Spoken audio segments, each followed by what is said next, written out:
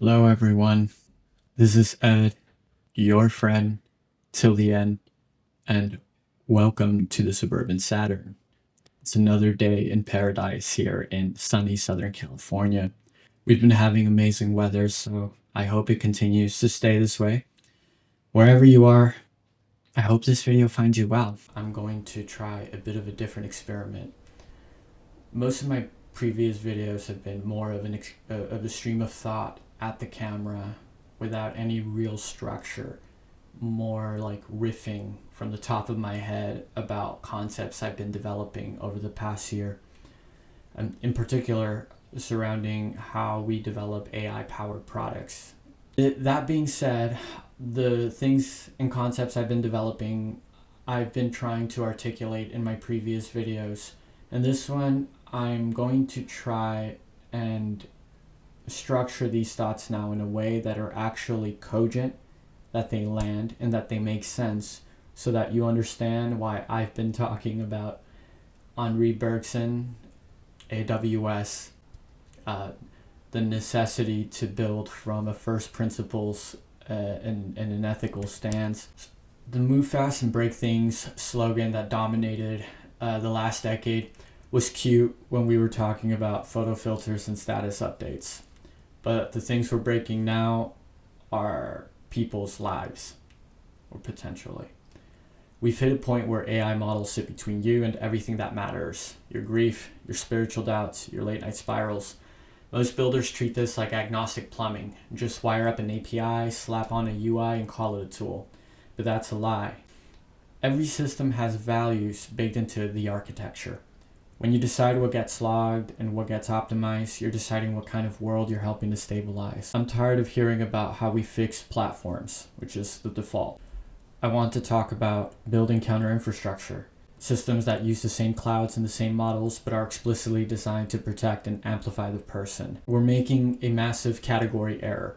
In medicine, a mechanistic view is a gift. A tumor is a biological machine. We want the AI to diagnose it.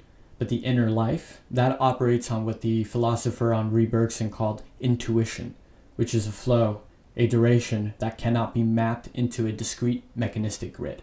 When we build apps that try to diagnose your soul or direct your moral growth, we are treating a living intuitive process like a broken engine. Until we can prove an LLM has intuition, it is not a moral agent. It's a mirror at best. You need to stop using AI as a compass and start using it as a condition tool, something that creates the climate for reflection but never dictates the destination. Because AI has no intuition, it can never be blamed. I see the urge to proxy blame coming from miles away. I see a city mayor or a CEO years from now saying, hey, the model suggested the allocation resource go over here. It's not my fault the neighborhood went dark, or it's not my fault I polluted the ocean. But if you're in a position of power, if you are an executive making decisions, the oopsie does belong to you. You need to have an accountability floor. If an AI suggests a path, a human being has to sign their name to the outcome. We have to move away from the algorithm as alibi culture before it becomes industry standard. So what does it look like to build differently? It looks like counter infrastructure. It's the same AWS, Bedrock, models, but with different intentions. Take my project Aurelius, which I've been talking about. It's a reflection app, no feeds, no likes, no profiles. It uses AI to write moral weather reports, aggregating themes like loneliness or professional anxiety across a community without ever knowing who actually said it.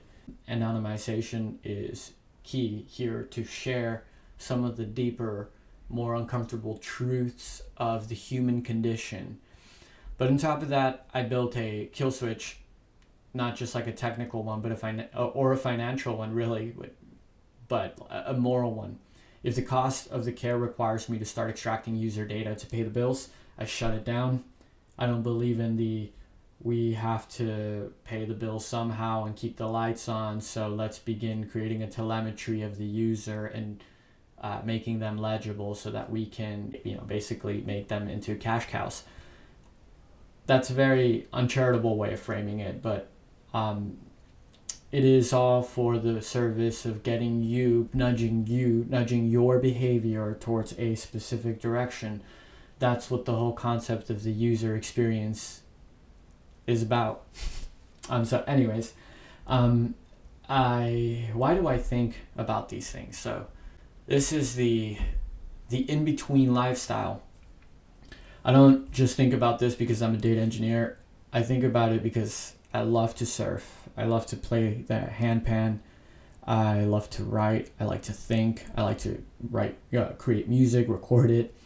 I'm very passionate about all sorts of things. I absolutely adore spending time with my partner, all my free time. She's my best friend, my favorite person. So I really love my life and I try to live deeply. And I always see my work in the service of the in-betweens, the moments of unoptimized human life where we get to enjoy and really revel in the duration of our experience. And so, we build digital and physical infrastructure like the ports, the grids, the pipes, so that life outside the pipes can flourish and we can have these beautiful, beautiful moments where we share life with our family, our friends, our partners in a community, at a park, with the food that we enjoy. That's all made possible through infrastructure. So I want to contribute and do something in the service of that. But if our tools become so extractive that they drain our energy for energy for the real stuff, like we're engaging too much with ChatGPT as opposed to engaging with our actual friends, spending time out there connected with nature, reestablishing our connection to nature, then we failed as builders. So my counter infrastructure is the ocean, the salt water, like getting out there and experiencing and living life. It's what keeps me from becoming just another row in a database to become legible to some algorithm so that I will buy X product. So that's kind of the real flex of this whole enterprise. In an AI era, the real flex isn't who can ship the most features. It's who can build infrastructure that listens without turning people into objects. We're building parallel pipes with a different heart. We're keeping humans in the seat. We're holding the steering wheel.